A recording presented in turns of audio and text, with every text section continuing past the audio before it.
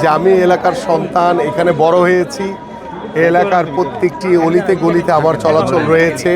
আমার সকল সাধারণ ভোটারদের সাথে বিগত কয়েক বছর ধরেই তাদের সাথে আমি বিভিন্ন ইস্যু নিয়ে কথা বলেছি, বিভিন্ন এলাকার সমস্যা নিয়ে কথা বলেছি এবং সেই সমস্যাগুলো চিহ্নিত করে সেই অনুযায়ী কিন্তু আমি আমার পরিকল্পনাগুলো করেছি এবং সেই পরিকল্পনাগুলো এখন বাস্তবায়নের অপেক্ষায় রয়েছে।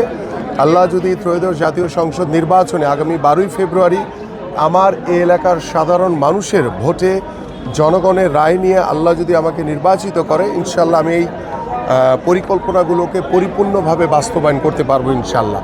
এবং আমার সাথে এই এলাকার আজকে দেখেন আমি প্রায় 15তম দিন আজকে আমরা এখানে গণসংযোগ করতে এসেছি। আমাদের নেতাকর্মীদের পাশাপাশি এই এলাকার যারা মুরব্বিয়ান আছেন, বীর মুক্তিযোদ্ধা থেকে শুরু করে বিভিন্ন সাধারণ মানুষ, সাধারণ ভোটাররা কিন্তু আমার সাথে আজকে এই প্রচারণায় যোগ দিয়েছেন।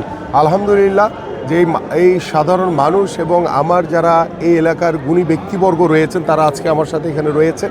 আমি বিশ্বাস করি আমার এই এলাকার সাধারণ মানুষের ভালোবাসায় ইনশাল্লাহ আগামী 12ই ফেব্রুয়ারি আল্লাহর রহমতে ধানের শীষের প্রতীক নিয়ে নির্বাচিত হয়ে আমি আমার এই এলাকার জন্য যে কর্মপরিকল্পনা করেছি সেটা ইনশাল্লাহ পরিকল্পিতভাবে ইনশাল্লাহ বাস্তবায়ন করব।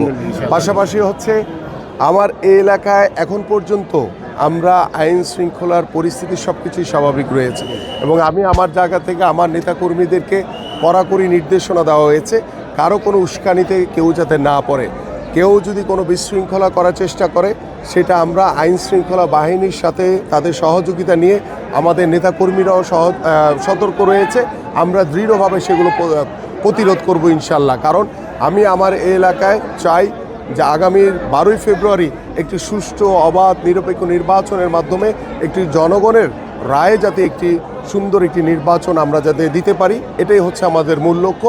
এবং জামাতের যিনি ক্যান্ডিডেট তিনি তার লোকজনকে দিয়ে, তারা তো আসলে তাদের কোনো জনসমর্থন নাই, তাদের কিছু আছে ফিক্সড, এবং সেই জনসমর্থনকে তারা নিয়ে তারা বিভিন্ন অসহায় মানুষকে বিভিন্ন প্রলোভন দেখিয়ে তারা তাদের ভোটগুলোকে তাদের হাতে নেওয়ার চেষ্টা করছে। যদিও এরকম অনেক মানুষের সাথে আমার কথা হয়েছে, তারা বলেছে যে ভাই আমাদের কাছে আসছে ঠিকই, কিন্তু ভোটটা আপনাকে ধানের শীষেই দিব ভাই।